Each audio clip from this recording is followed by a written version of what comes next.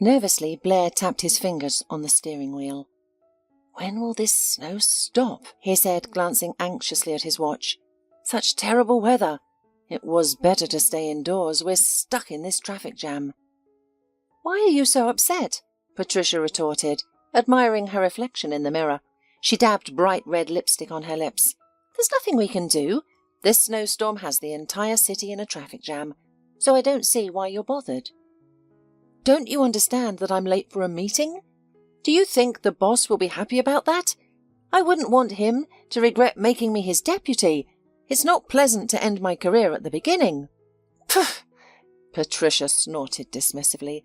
"He's probably stuck in traffic too. What are you so worried about? You said he's a reasonable man. I'm sure he'll understand." "You're probably right. Otherwise he would have called and scolded me by now." Blair peered into the grey snow shroud outside the window. The windshield wipers struggled to keep up, and even the side windows were covered in snow. "If we stay here a few more minutes, we risk becoming a snowdrift. Should we get out and clear the car?" Blair mused aloud. He had already unbuckled his seatbelt when a clear strip appeared on the window, revealing a big-eyed, mischievous boy's smiling face. "I don't understand," the man muttered, looking at the boy wielding a squeegee. "What's he doing? Is he doing us a favour or volunteering? Doesn't he realise it's dangerous?" "What's not to get?" responded Patricia, her plump lips curling into a grin. "He's pretending to work. You're not going to pay him, are you? Nobody asked him to do this. Tell him to leave before he scratches the car. There are too many like him on the road. He'll start asking for money soon." "Why are you so hard on him?" Blair asked, finally understanding why the boy was cleaning the windows. "I think he's good. He's earning money instead of begging his parents for it. All work should be paid." Blair took his wallet out of his expensive coat pocket and pulled out a bill. "We should thank him. Otherwise, I'd have to clear the snow myself."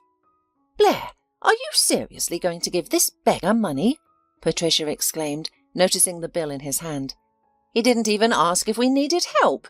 He's not going to leave us now. He'll start offering us overpriced water. What else do these people usually offer in traffic?" "He's trying to work for a living. What's wrong with that? Would you prefer he started robbing stores? I'm happy to pay for his service." Blair rolled down the window and handed the boy the money. The boy smiled gratefully and nodded in thanks. "Thank you, kid." Blair waved goodbye as the boy moved on to another car. "Be careful." "And you don't feel guilty for spending that kind of money on him?" the woman asked, her nose wrinkling in distaste as she glowered at the boy. "What did he do? Throw snow off the glass? Oh, what a diligent worker. Couple of swipes of the scraper and you happily pay him. How many people like you will he con today? Do you think he'll use the money wisely? He'll probably waste it with other troublemakers, or worse. Maybe he's earning for booze or cigarettes. You know nothing about him. This is how we encourage these freeloaders. Then they become a burden to us." "Like you, probably," Blair muttered under his breath, starting the car. They moved forward a bit before stopping again. "What are you hinting? Are you criticising me?" The woman took offence. "I didn't expect this from you." "Not at all," Blair responded cheerfully. "Just remembered you stopped working as soon as we got married. Notice that I haven't brought it up till now." "What's your problem with me?" "Yes, I believe a man should provide for his family, while a wife takes care of the house and pleases her husband. Isn't that a woman's role?" "Oh, yes, you're excellent at that." "Are you insinuating that I'm not doing enough? Are you saying I'm a bad wife?" "Why are you twisting my words? I'm not accusing you of anything. You started this." "You're upset with me over some guy. A bratty teenager matters more to you than your own wife." Patricia sulked, her lips pouting as she defiantly turned to her phone. "No, you're critical to me," he said, and then added to himself, "and expensive as well."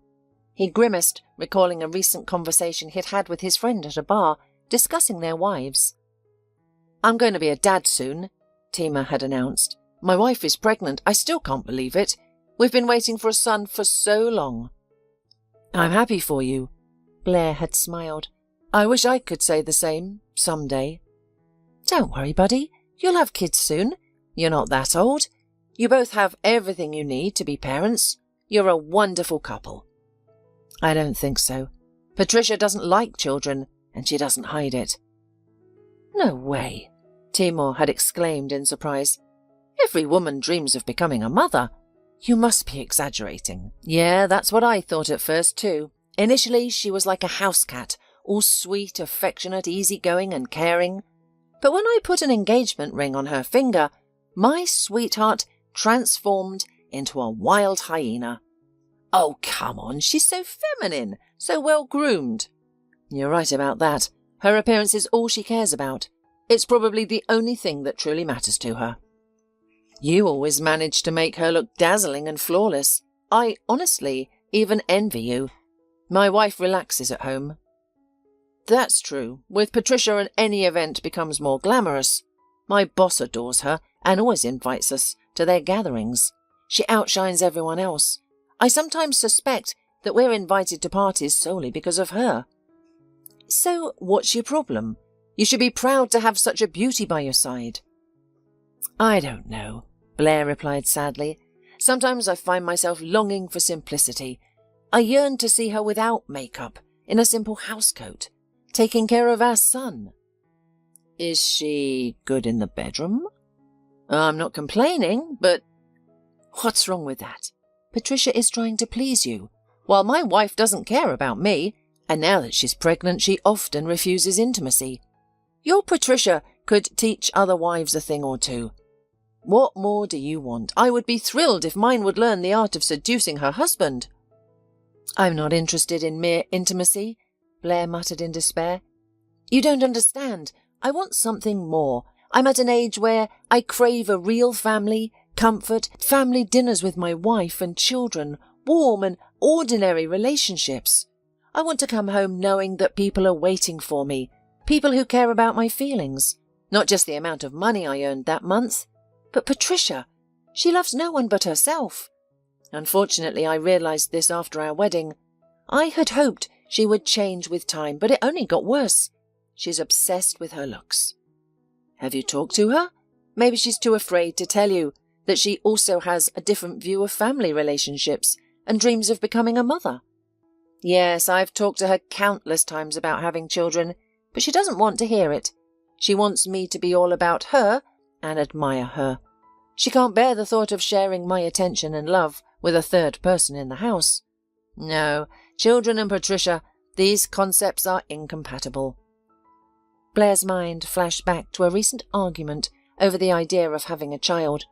When he cautiously brought up the idea of having an heir, Patricia had said, "Why did you bring this up again?" The young wife made a disgruntled grimace. Children hold people back. If I had a baby, I'd immediately become less interesting. Stop bothering me with this topic. I'm not ready to be a mother.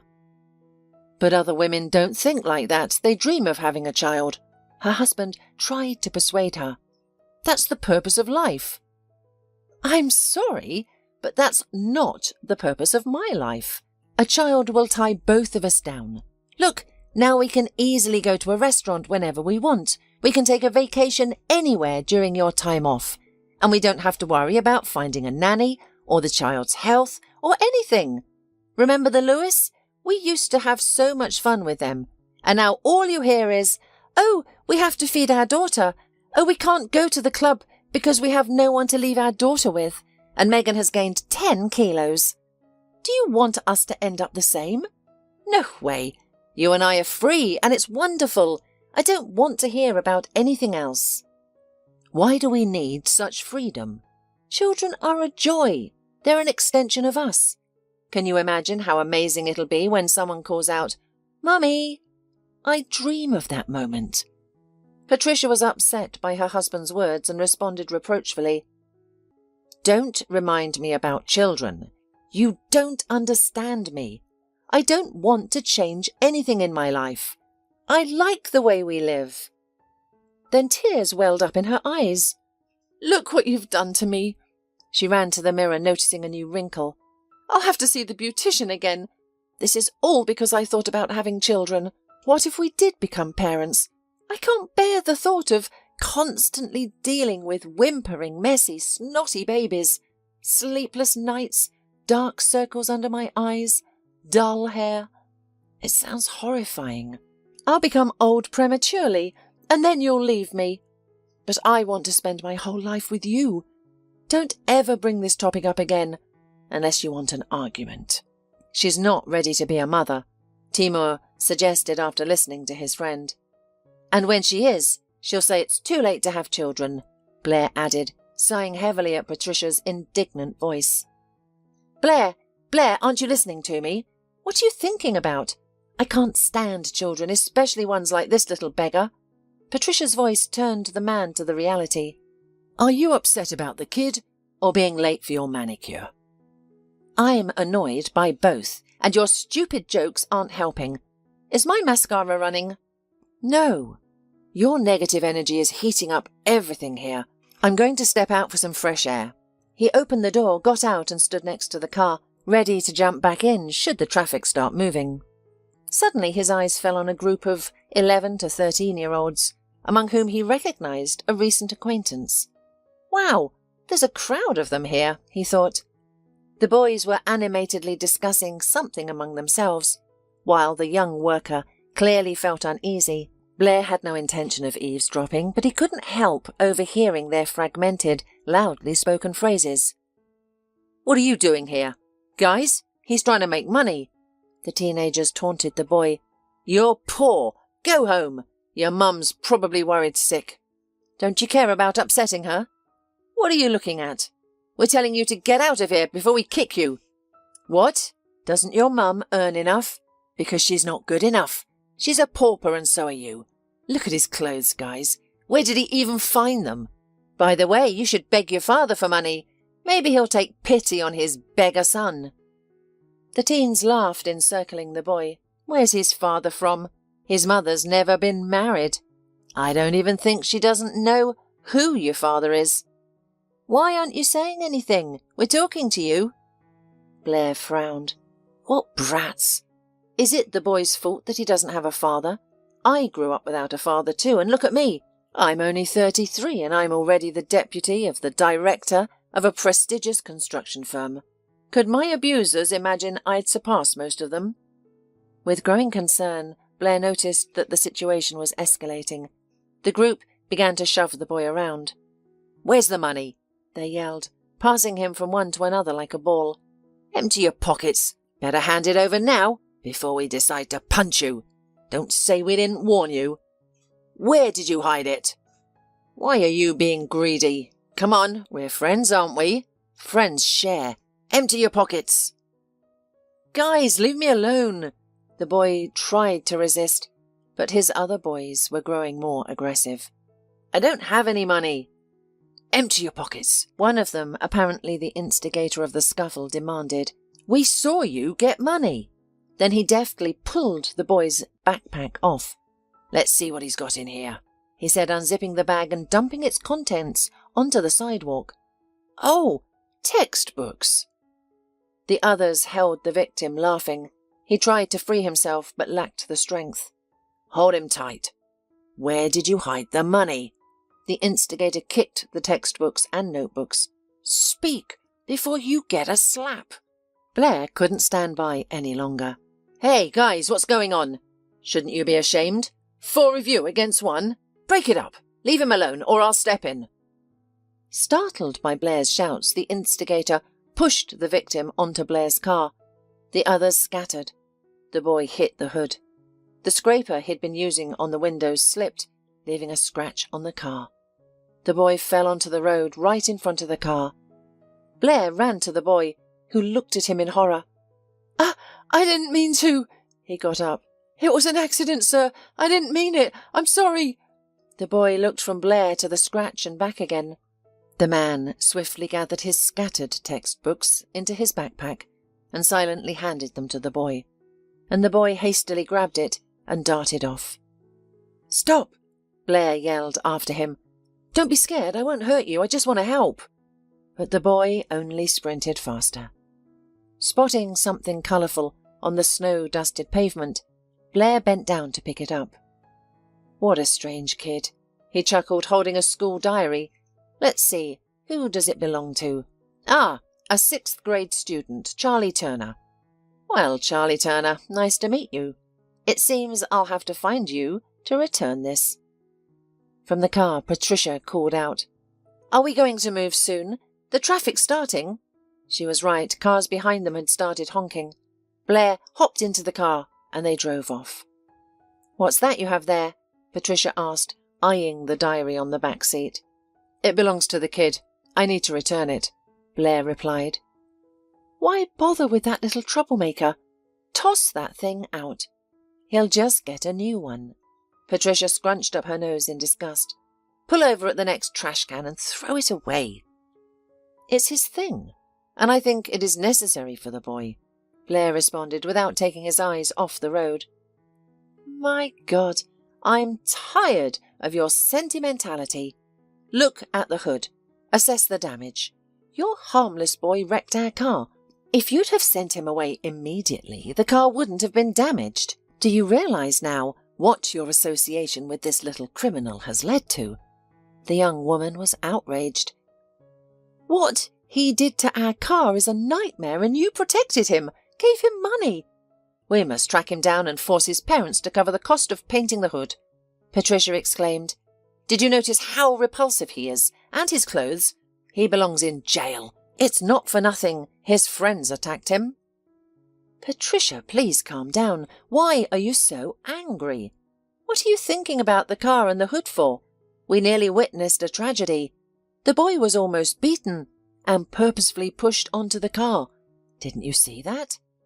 We shouldn't be looking for him, but for the people who did this to him. It's lucky traffic was stalled. If a car had been coming, the boy could have been hit. Did you consider that? He could have been disabled or killed. He's a child.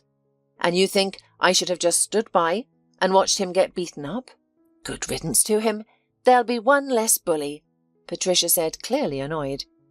Why should I even think about such things? Damage has been done. It needs to be compensated for. You should have detained the boy. It's a pity you didn't. You should report this to the police. They'll find him quickly. Promise me you'll contact them immediately. I insist that you don't let this young bully's actions go unchecked. There's no telling what else he might do. Patricia, Blair responded calmly. The boy isn't guilty. He was pushed. It was an accident. You saw it yourself. I will not call the police. Do you understand that he won't be able to afford the paint job? And you're just going to forgive him for damaging an expensive car. Next time he might burn someone's car down. Let's hope it's not ours. Why are you exaggerating? The man wrinkled his nose in annoyance. He doesn't look like a bully at all. He's the victim here. Oh, so now you're an expert on what a bully looks like, are you? I'm not exaggerating. I can't believe you're defending him. He looks like a troublemaker. Just think about how much it's going to cost to repaint the hood. Patricia, this won't cost you anything. You shouldn't worry about this question at all. I'll figure it out without your advice. Are you heading to your manicure appointment? Then go. By the way, it's costing me quite a bit.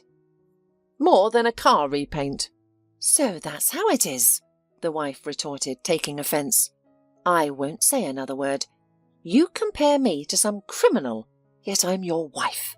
You care more about a juvenile delinquent than you do about me. With the money you'll spend fixing the car, you could buy me a new ring. Don't you have enough jewellery? Patricia, you never cease to amaze me. She fell silent, pouted her lips, and stared out the window without blinking. She didn't utter a word for the rest of the journey. That's a good thing she's silent, Blair reflected to himself. Now I have no doubts. We need a divorce. We're complete strangers to each other, with different life values. She only cares about her own well-being. All she ever talks about is money, beauty salons and pleasure. I shouldn't have snapped at her, but she really gets under my skin. I used to like everything about her, but now even her smile irritates me. And her attitude towards children. I'm still shaken by her words about the kid. It's better to live alone. Patricia will not give in to me without a fight, Blair thought to himself, anticipating her resistance to the divorce. She'll fight to keep my lucrative purse. No matter, I'll try to negotiate a settlement with her. I need to figure out how much I can afford to offer. I'll agree to her terms just to secure the divorce. But I need to introduce this idea tactfully. Pulling up at a beauty parlour, Blair announced, "This is your stop. See you tonight." The woman got out of the car without even looking at her husband. Glancing in the side mirror, Blair saw her aggrieved expression as she entered the salon, and he hurried off to work. "Is the boss angry?" he asked the secretary as he approached the conference room. "I'm half an hour late. The snowstorm in town is to blame. It's a mess out there. I couldn't have arrived any sooner. I need to find a good excuse." "Don't worry," the secretary reassured him with a smile. "The boss just arrived himself. Everyone's late today due to the weather." "Thank God," Blair sighed with relief. "I thought I was finished. Our boss is very punctual and expects the same from the rest of us." He entered the office, immersing himself in the whirlwind of daily concerns. The day flew by, filled with a meeting, customer and investor interactions, and discussions about future projects. Amidst the flurry of daily affairs, Blair never once thought about the morning incident. Only in the evening, as he got into his car to head home, he noticed the school diary on the seat. "I should return it," he said with a smile. "It could be a good excuse to meet that boy, Charlie Turner. I should get to know him better. Maybe I can help him out, or at least offer some support." He started the car and began to drive. "I remember when I was his age. I always wanted an adult around who could offer support and advice. I wonder if Patricia is still upset. Should I buy her flowers? It could come across as an apology, but I have nothing to apologize for. I'm so tired of her drama. I wonder how she'll greet me today, as a loving wife or an angry one." Upon returning home, Blair found his wife sitting on the living room couch, seemingly engrossed in a fashion magazine. She was flipping pages irritably, making it clear through her body language that she was still upset with him and uninterested in conversation. Nothing new, Blair thought, shrugging off her behaviour. Well, at least she's quiet. I don't have to listen to her constant talk about clothes and makeup. He opened the fridge and noticed the absence of dinner. So, she's decided to punish me by not preparing anything. She seldom cooks, but tonight she didn't even order from a restaurant. Perhaps this is the right moment to confront her and end our relationship.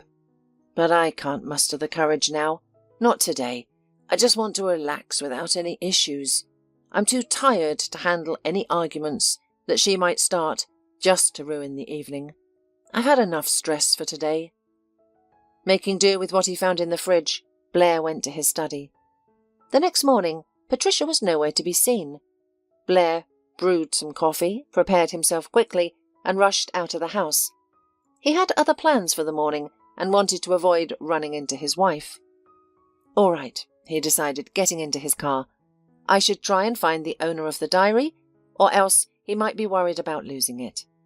He picked up the phone and called his secretary. "Mary, do we have anything urgent to do in the morning?" "No? Good. I'm going to run some errands. If anyone needs me, let them know I'll be back in a couple of hours. Thanks. Bye." Having finished his conversation, he headed to Charlie's school. After parking his car, Blair confidently approached the uniformed man. "Hello, I'm looking for Charlie Turner from the 6th grade. Do you know him? I have something to give him," he asked loudly, trying to speak over the noise of the children. Before the guard could answer, a middle-aged woman in a strict mouse-coloured suit on the other side of the turnstile overheard their conversation. Impatience was evident on her anxious face. "Mr. Turner!" She waved her hands in appeal. "Let the man through. He's here for me." Pulling on her suit, the woman reprimanded, "At last! We've been waiting for you." Blair raised his eyebrows in surprise, confused by her words. "Are you talking to me?" "Who else?" the woman frowned. "You're here for Charlie Turner, aren't you?" "I am, but—" "Let's go," she interrupted him. "Everyone's already gathered." We've been waiting for you. Honestly, we thought you wouldn't show up this time either. How many times have you ignored the director's requests?" Intrigued, Blair followed the woman. She hurried ahead, chastising him along the way. "It's unfortunate that you can't make time for school. It's very irresponsible. Your son is a troubled teenager that is going through a difficult transition period. He's become completely out of control. This isn't the first time we've called you." "Really?" "Charlie is often disruptive, and now it's escalated. His behaviour is forcing us to take extreme measures. You should be aware of this." "What did he do this time?" The woman cast a judgmental glance at him, pressing her lips together. "Reminds me of Patricia," Blair thought in surprise. "She doesn't seem to like children, even though she works with them." "Now you'll see for yourself. What can we expect from a boy when his parents don't know what their child is up to? All problems originate from the family." Blair wanted to confess he had no relation to Charlie and didn't understand what was expected from him. However, he stayed silent, especially because the woman wouldn't let him speak, blaming the boy's behaviour. They stopped in front of a door labelled Headmaster. The woman opened the door and joyfully announced, "Well, we have finally met Charlie's father.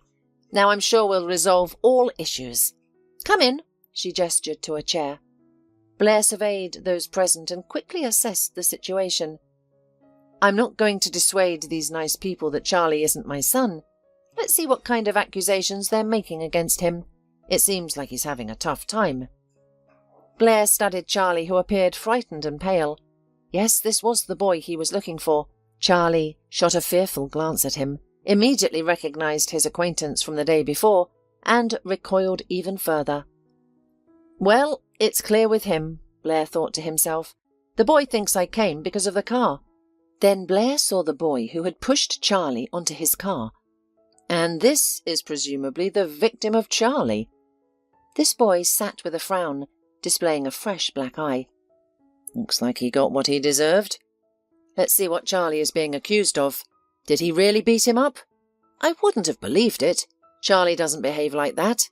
It's obvious at first glance. Why is everyone ganging up on him?" Meanwhile, the principal started speaking. "So, Mr. Turner, this is Ben Hamilton." The woman pointed at the bruised boy. "And this is his mother. See what your son has done to the boy. We can't ignore this fight. We have to react." "This is outrageous!" exclaimed the victim's mother. "You're a well-presented man, but you've failed to raise your son properly. Look what your little criminal did to my boy."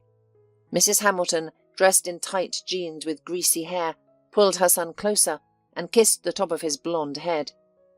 "I won't let this go," she roared, shaking her fist, causing her double chin to wobble.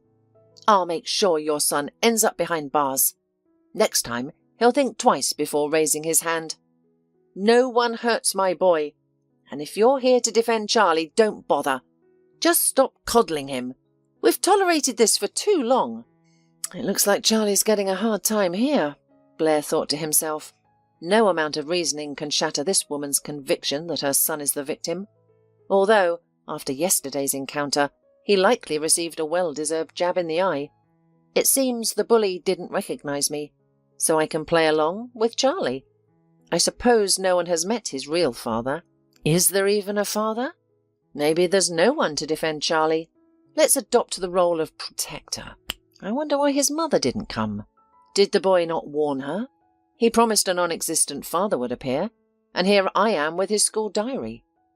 "Stop yelling," Blair said softly, but with a resolute voice, frowning and calmly staring into the beady eyes of Ben's mother. "Remember, you're not speaking at the market. I came not to take sides, but to determine who is right and who is truly at fault." The woman fell silent out of surprise.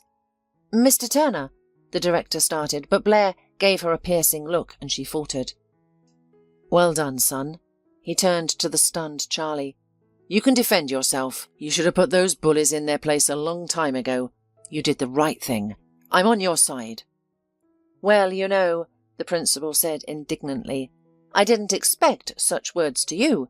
How can you support Charlie's behaviour? What are you teaching him?"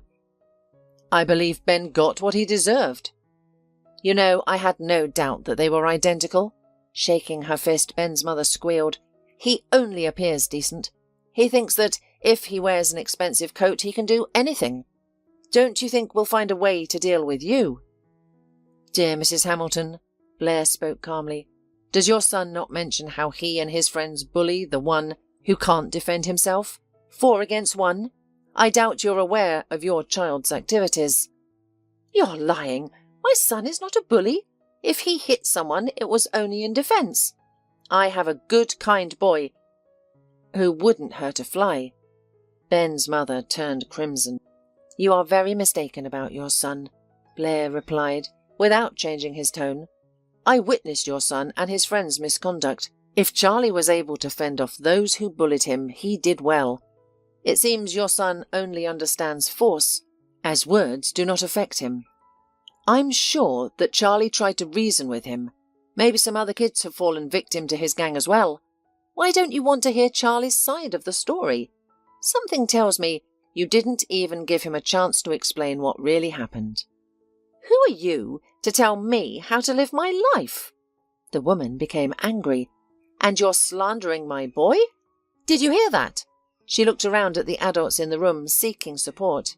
Everyone heard his accusations against my son. My son is the one with the black eye, and your son is looking at everyone like a wolf. Do you expect me to believe he's innocent?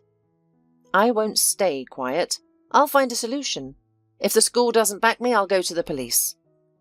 Your Charlie should be on a register. He's the troublemaker. This time he won't get away with it. I'll see this through. Start with your son. He'll have to answer first, Blair retorted. Do you have proof of what you're accusing my boy of? The woman asked him. I'll sue you for false accusation too. Where's the proof? Just words. You want proof? I have plenty, Blair responded coldly. I have video footage of Ben and 3 of his friends pushing Charlie into the roadway, endangering his life and health. They also scratched an expensive car. Are you ready to pay for the repairs?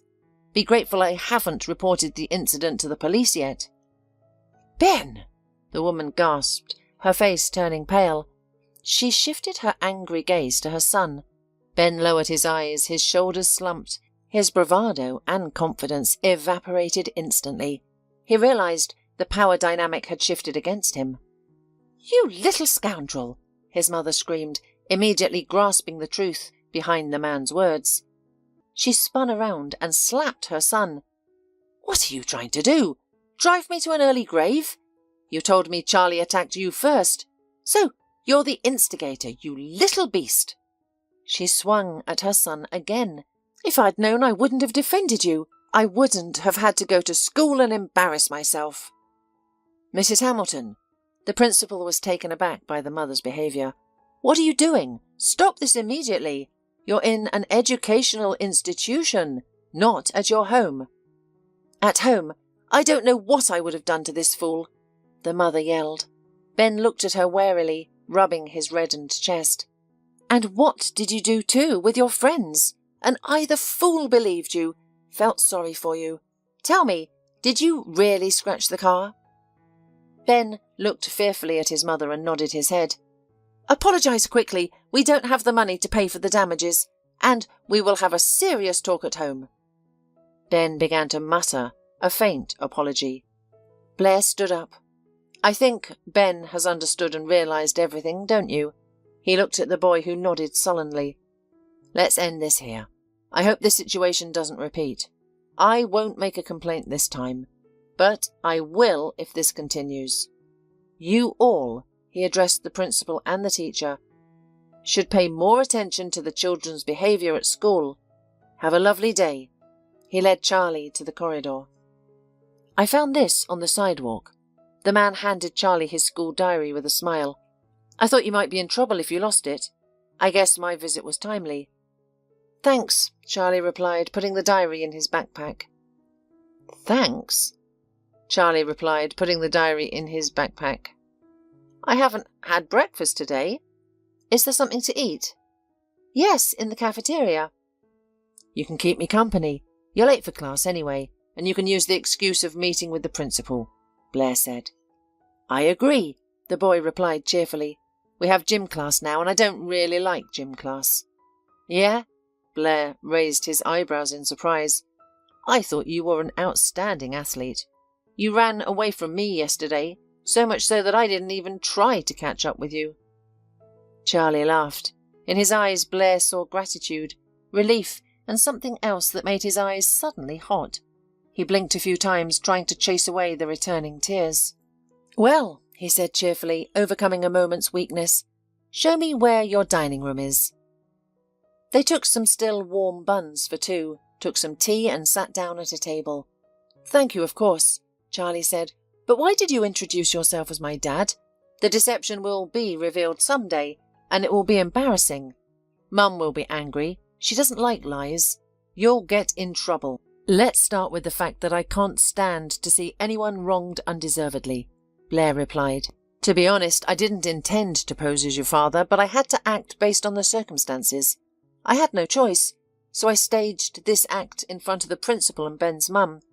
I couldn't stand by and watch them deliberately accuse you of something you didn't do. And the second reason is, I was teased as a child for being fatherless. How could I abandon a comrade in misfortune? Charlie listened to Blair, his mouth slightly ajar, his attentive, curious eyes fixed on the man. It can't be, the boy exclaimed. You are so... He couldn't find the words to express his admiration for the man sitting opposite him. Believe me, I wasn't always like this, Blair began. I don't remember my father, but no one stopped me from dreaming of a better life. I made myself into the person you see now. I set goals and I pursued them. It was difficult, but I never gave up. That's why today I have everything I ever dreamed of. A prestigious job, a car, a house, and I achieved it all through perseverance and hard work. I'll never be like you, Charlie sighed sadly. You'll definitely achieve what you want, Blair encouraged, looking into Charlie's eyes and putting a hand on his shoulder.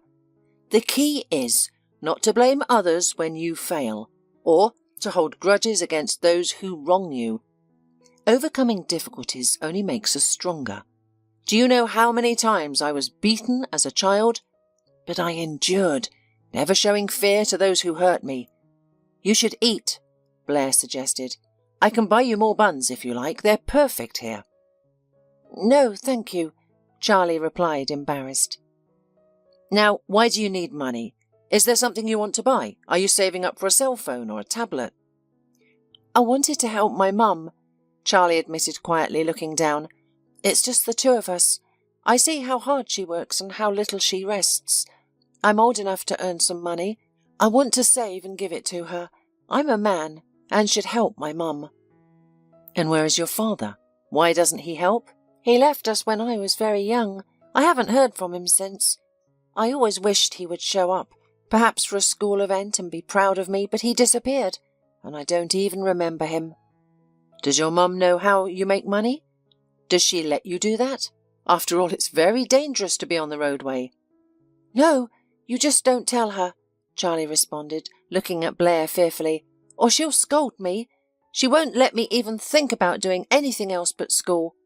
I'm a good student, so I have time to do my homework and work while Mum isn't home. And where does your mum work? What does she do? She's a technical translator, but they don't pay much. But it's stable. And she is afraid to quit and find better work because of me. It's good that you're a support for your mum, Blair said approvingly, looking at the boy. Yeah, the boy replied, eating his buns.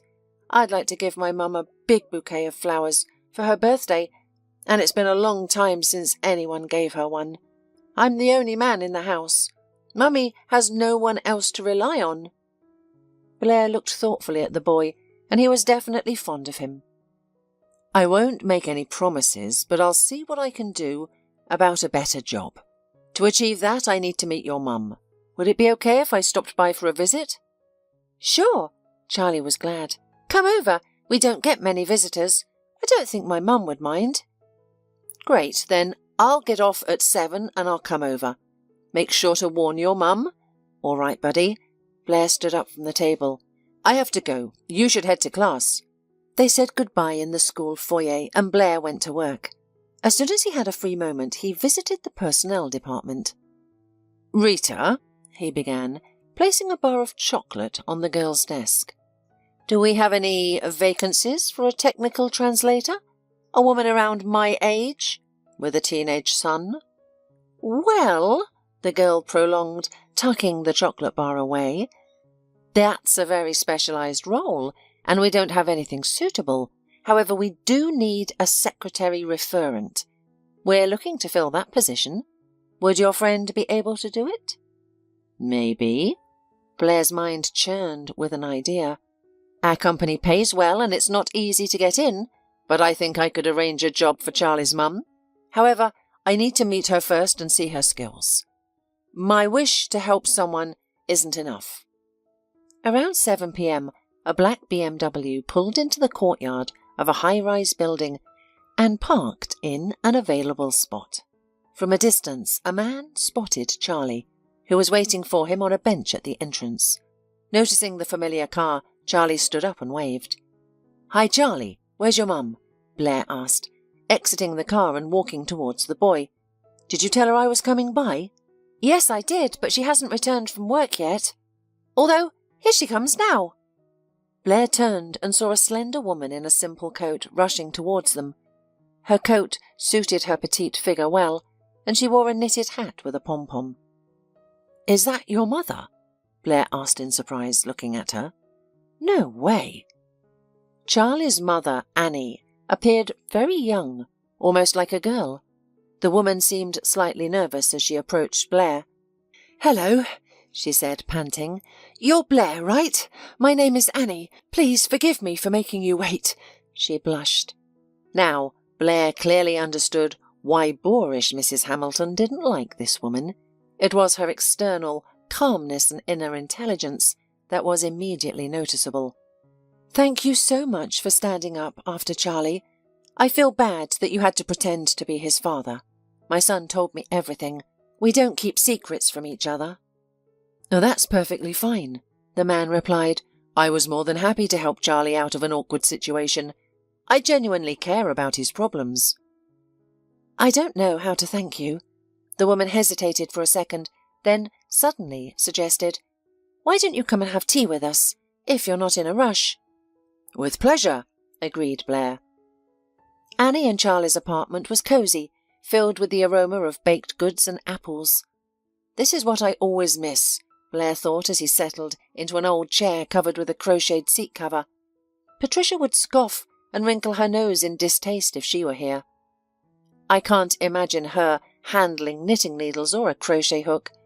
Our home is stylish and trendy, but it lacks soul and genuine comfort. Strange, but here I can relax. It's cozy. "Help yourselves," Annie said, presenting a cup of fragrant hot tea, a plate of pies and a vase of jam. "We live modestly. It must be strange for you to see our lifestyle." "Thank you," Blair replied, tasting the strawberry jam. He even closed his eyes, savouring its flavour. "I haven't had jam like this since my childhood at my grandmother's house. Annie, I wasn't born with a silver spoon in my mouth, so nothing surprises me. But I'm here on business." Blair turned serious. "I want to offer you a job as a secretary in our company. I supposed we can offer you higher salary and welfare packager than at your current company. Charlie told me you have a technical degree, correct?" The woman nodded and Blair continued. "Then I'm confident you're the right person for the job." "Oh!" the woman exclaimed. "What if I can't do it? I don't have any experience as a secretary. I don't want to let you down after you've vouched for me." "Don't worry," the man assured her. "You're smart. I'll help you get the hang of things and give you pointers when needed. You're articulate, so you'll handle visitors well. You're fluent in French and German, right?" The woman nodded in agreement. "Great! That's all I need. This is a unique opportunity. I've never used my influence to get someone a job before." "I'm scared a little," Annie confessed. "Your company is prestigious. I've never worked for a company like that." "Everyone has to start somewhere, right?" Blair responded. "It might be intimidating, but you can do it. So, How long do you need to decide? Can I take some time to think it over and then call you? Annie requested. Sure, I'll wait for your call, the man agreed, standing up from the table with a hint of regret. I should get going now. Of course, you must have family waiting at home, Annie acknowledged. Thank you for everything. Goodbye, Charlie, the man said, shaking the boy's hand firmly. I hope your bullies leave you alone from now on, but remember, you can always call me if you need anything. After warmly saying goodbye to the mother and son, Blair left their apartment. 20 minutes later, he parked in front of his house. He unlocked the door, entered the hallway, and took off his shoes, all the while smiling at the memory of the evening spent with Annie and Charlie's family. The smell of baked goods and apples still lingered in his nose.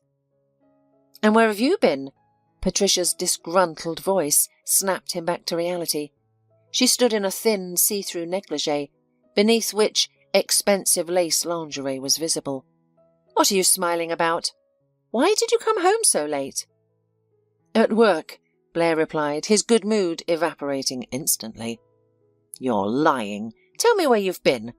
I called, but your phone was off. Would it kill you to let me know you'd be late? You never consider me. What does it matter where I've been? Blair retorted as he walked into the living room, noticing the set table. I'm your wife. I was worried. Really? Blair said calmly, slowly undoing the buttons on his shirt. Do you even know what that feeling is? Are you trying to hurt me? I was genuinely worrying about you. What are we celebrating? Blair asked, gesturing towards the table.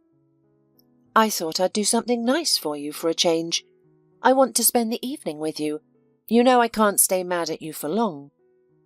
Oh, really? Blair said mockingly. You don't hold a grudge against me anymore? Yes, I want to reconcile. Why don't you believe me? I prepared dinner. You mean you ordered from a restaurant? The husband clarified. What difference does it make? Why are you mincing words? Yes, I ordered dinner. Put on the best lingerie. Look! She opened her robe, and Blair took in his wife's flawless figure. And you're out somewhere, refusing to explain anything. I wasn't loitering. I was busy with errands. What business could there be after work? Have you checked the time? You're supposed to be home with your wife after work, and you didn't even thank me for the dinner. After a few seconds of silence, Patricia changed her tone abruptly and came up to her husband, attempting to embrace him. Dear, please don't be angry. You know I hate it when you're upset. Come on, honey, smile, hug me. I missed you. Shall we head to the bedroom? I think it was you who stopped talking to me. Correct me if I'm wrong. Why are you so ungrateful? Patricia exclaimed, pushing him away. I do everything for you, yet you're always dissatisfied. She was on the verge of tears. You don't love me, despite promising to be by my side forever? Patricia, if you wanted to reconcile, you wouldn't be accusing me. I'm tired. I'm going to sleep in the study. Fine. Go then, you ingrate. I don't want to see you. Spend your evenings wherever you want, she shouted after him. I gave you the best years of my life, and you do not appreciate me. Blair retreated to his study, escaping her shrill voice. He heard her deliberately moving furniture and clanging dishes before all went quiet. Blair got ready for work earlier than usual then. After a quick snack, he got in his car and headed for the office. He had to introduce Annie to the management. The woman was already waiting for him near the office, her cheeks flushed and her eyes sparkling with sincere joy. I'm so worried. What if your director doesn't like me? You'll be fine, I promise. Blair led her past the security guards and into the director's office. Mr. Hartford, this is Annie. He introduced her to the CEO. I've reviewed your documents, the man said, looking at her. A higher education, fluent in German and French. It's a pity you have no experience as a secretary. I promise, Blair quickly spoke up. I'll bring her up to speed. I assure you, You won't regret hiring such a valuable employee. She will do well." "Well," Mr. Hartford grinned, "since she's your protégée, Blair, you can familiarise her with her duties. I'll set a trial period of 2 weeks. Let's see how you do. Agreed?" "Thank you, Mr. Hartford," Blair responded to his boss. As they left the CEO's office, the man said cheerfully, "There you go. Half the job is done. Now it's just about handling the smaller tasks." "And what if I can't cope?" Annie voiced her doubt. "I would be ashamed to let you down." "Do not worry. The work of a secretary is not difficult. This is your desk," he said, pointing towards it. "Are you comfortable using a computer?" "Sure, I work on it all the time." "Good. Handling documentation, managing the general's daily schedule, and organising meetings. That's your job. Here are the job descriptions. Study them carefully. I believe you'll get the hang of it as you go through these folders full of documents." The phone on the table beeped. Annie looked anxiously at Blair. He calmly pressed the button and looked at her encouragingly. "Annie," Mr. Hartford's voice came through, "I need a cup of coffee and today's schedule." "Oh," Annie was confused. "Where will I find all of this?" "Don't be frightened," Blair reassured her. "Here," he said, opening the door next to the director's office, "is a small kitchen. You'll find coffee and everything you need. The list of meetings is in the planner on your desk. You can look at it while going through the paperwork. I've shown you everything in general terms. If you have any questions, don't hesitate to ask." "Thank you, Blair," Annie responded warmly. Blair was captivated by her. Dressed modestly, she resembled a model schoolgirl. Her hair was neatly styled, and her discreet makeup enhanced her pretty face. Her large blue eyes were expressive and open. Feeling a sweet ache in his heart, Blair found it difficult to leave her. He swallowed nervously, startled by his own thoughts. "I'll be off. I have work to do," he said. Annie was a valuable employee. Within a week she had mastered her role as a secretary. Blair admired her. "She's so different from Patricia," he thought. "She's interesting, intelligent, well-read. There's no talk of shopping or beauty salons, or complaints about her friends' husbands buying new cars while she has to make do with an old one. Why didn't I see this before? Why didn't I notice that my wife, decked out in expensive clothes, is just an empty-headed doll?" He chuckled to himself. "I guess I had no one to compare her to." Thoughts of Annie began to occupy Blair's mind more frequently. After work, Blair returned home to a chilling silence. His wife didn't even glance in his direction, pretending to be engrossed in her phone. That night, Blair slept in his study again. In the morning, his wife paraded around in a silk robe, showcasing her seductive, tanned, immaculate legs. But the sight of his gorgeous wife didn't stir any feelings in Blair. All week, Patricia sulked, waiting for him to make the first move and apologize. He tried to linger at work as long as possible, looking for reasons to see Annie. Some days he was so busy he couldn't meet her, which made him miserable. Blair realized that he wasn't thinking about his wife anymore, but was consumed by thoughts of another woman. "Why are you still here?" Blair asked, noticing the light on in the director's office. The staff have already left, and only Annie was still at her desk, buried in paperwork. Annie looked up and smiled. "I want to finish what I started. There's not much left. I don't like leaving things half done. I've already told Charlie. He's a mature boy and he understands." "May I wait for you? Afterwards we could grab a coffee," Blair suggested. "Why not come to us? Charlie would be delighted," Annie proposed. "I'd be happy to," Blair agreed. Charlie was waiting for his mother. He had set the table and warmed up dinner. Excited, he ran to the hallway to greet Blair. "Hello, buddy. How are you doing? No one's bothering you anymore?" the man asked. "No," Charlie answered, shaking his hand. "Good to hear," Blair responded. "Charlie," Annie gently called, "please set another place at the table. Blair," she turned to the man, "would you like to join us for dinner?" "With pleasure," Blair complimented her. I'm lucky to have a son. Annie affectionately stroked his curly head. I don't know how I'd manage without him. Eat, the woman interrupted, or it will get cold. I would like to thank you again, Blair. You have done so much for us. I don't know how I can repay you for your kindness. My mum promised to buy me a laptop, Charlie bragged. Yes, Annie nodded. The salary allows it, and the boy can't do without a computer today. He's doing well in math. Charlie dreams of becoming an IT specialist in the future, so a computer is simply necessary. And ours is very old, only good for simple tasks.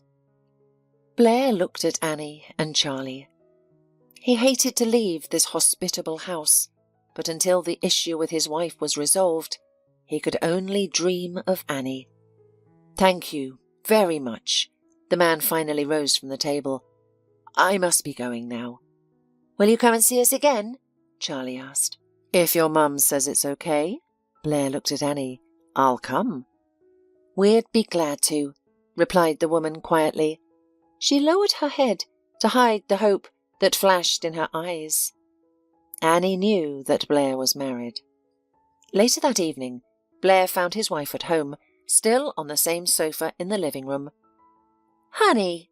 Patricia rushed to her husband, hugged him, and pressed her body against his. I no longer want to quarrel with you. I'm sorry. I know I can be unbearable sometimes, but a woman can be forgiven, can't she? She kissed him. I want you, right now. Patricia playfully began to undo the buttons on his shirt, then laughed. Blair stood silently, not reacting to his wife's actions. Let's go to the table, she said, pulling him by the arm. I ordered something delicious for you. You like seafood, right? I prepared it specially for you. Open a bottle of champagne. I've realized my mistakes. I miss you. She looked at her husband with a melancholic gaze and caressed his hand with her manicured fingers. It's cold sleeping alone. Aren't you punishing me too harshly by refusing to share our bed? I understand you're tired from work. I can give you a massage. She moved her hands around his neck, stroking his shoulders and ruffling his hair. Honey, you seem uninterested, and I'm bored without you, so I got angry. I promise I'll try to control myself. How about going to a nightclub? You'll have a good time. You can't work all the time. We can have a drink and dance. What do you think? The man looked at his wife, and her voice, manner, and behaviour all irritated him. Patricia, we need to talk. Blair moved away from her embrace. Sit down, please, and hear me out. You're so serious, she responded, slightly taken aback. Well, speak. She smiled sweetly. She settled on the couch, adjusted her dress, and crossed her graceful hands on her knees. Patricia, we need to break up. What? The smile slid off her face. Is this some kind of joke? No, I want to divorce you. Oh, you do? She narrowed her eyes, anger sparking in them. And I had a feeling you were staying late at work for a reason, but I refuse to believe that you could leave me. Have you found someone else? I won't deny it, Blair replied, looking at her straight in the eyes. I met another woman and loved her. I don't want to lie. I don't want to hide anything from you. We've become strangers lately, and you feel it yourself. And where did you meet her, I wonder? Office romance. My God, that's vulgar. That's not important. What's important is that I met my son as well. Imagine that. I know it sounds ridiculous, but that's precisely what happened. Son? Patricia's eyes widened in surprise. Are you crazy? You never had a son? I didn't, Blair agreed. But now I can say that I have. Where did he come from? What kind of nonsense you're talking? My darling, do you have a fever? She put a cold palm to her forehead. I'm not joking. Sometimes a stranger can become kin instantly. Oh, I get it. You're calling that ragamuffin as your son. Patricia suddenly guessed. Blair, are you crazy? He's a little criminal, and his mother is probably the same. They deceive you, pretend to be unhappy, offended by life. But you shouldn't believe them. They don't want you. They want your money. What can she give you? What is she? A dishwasher? A secretary? Blair, how low you've sunk. Stop insulting them. She may give me care and warmth. Something that has always been missing in our relationship. Tears welled up in Patricia's eyes. Is this how you treat me? She exclaimed. I've stood by your side all these years, and then some stranger comes along and ruins our marriage. Blair, you can't do this to me. It's not fair. We love each other. I understand you want a child, and a grown boy has appeared. I even admit that you're interested in him. But once you've had your fun, then what? Please, don't destroy our relationship. I'm willing to forgive this affair, but stop before you do something you'll regret. We're a family. We don't have a family, and you know it, Blair retorted. I know why you're trying to keep me. You're afraid of losing the comfort you've enjoyed these past years. How could you think that of me? Patricia sobbed. I love you. Weren't we good together? I appreciate everything, Blair said, but I've always wanted children. You don't. I hoped you would understand and we could be parents. But it seems your maternal instinct was lost at birth. Find a man who doesn't want children. I believe you'll find him and be happy. I won't give you a divorce, Patricia said, attempting once more to hold on to her husband. Don't think I'll just hand you over to some hustler. I knew you'd be against it, so I'm offering you a settlement. Will you agree to sign the divorce papers if I pay you this amount? Blair put a piece of paper in front of his wife, with numbers written on it. I think this amount is more than fair for a divorce certificate. If you manage this money wisely, you can live comfortably for a while. So, do you agree? Blair noticed Patricia's hesitation. And where will I live? After all, this house was built before our marriage, she asked. I'll rent you a place to live for a while, but you have your parents' apartment to live in, Blair responded. Okay, said Patricia. I'll give you the divorce, but one thing I don't understand is what makes this woman better than me? And remember, if you ever decide to come back, it won't be easy. I won't be returning. I have other plans for my future, Blair replied. A month later, Blair received the divorce certificate, and he finally could woo Annie. He waited for her after work with flowers. Seeing her, she smiled. Annie, these are for you. He held out the bouquet. I would like to invite you to a cafe. I hope Charlie won't mind if it's just the two of us. We need to talk. Over coffee, Annie admired the bouquet. I haven't received flowers in a long time, she confessed. I'd like to give them to you every day, Blair said seriously. Blair, Annie blushed. You know that's not possible. You're a married man, and I don't want to be the subject of office gossip. Annie, I've divorced my wife. I want to be with you and Charlie. I want to take care of you. Will you let me do that? I confess I've liked you for a long time. I've been enchanted by you from the first moment I met you. I wanted to say these words, but I knew you wouldn't let me while I was married.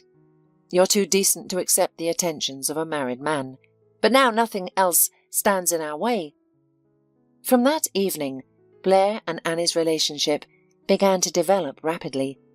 Blair spent a lot of time with her and Charlie. After 6 months, he decided to propose. One weekend, while they were relaxing in a park, Blair mischievously suggested, Who is brave and ready to ride on the Ferris wheel? Me, I'm ready, Charlie exclaimed with joy. Mum, are you coming? I'm ready to go anywhere with you, Annie laughed. After Blair bought the tickets, they took their seats in the booth. How beautiful, Charlie said enthusiastically. pressing his nose against the glass. Now I know how birds see the city. Annie, Blair began, looking at her intently. I've been looking for the right moment to tell you this. He took a velvet box out of his pocket and opened it. Charlie, would you mind if I proposed to your mother? No, I'd be delighted. Mum, please say yes. Annie, will you marry me? Blair asked nervously, waiting for an answer. Blair, Annie answered, embarrassed. This is all so sudden. She hesitated. Mum, say yes. Annie, do you agree? Blair reiterated. I agree. The woman smiled. Blair laughed. Charlie clapped his hands while Annie slid a ring onto her finger.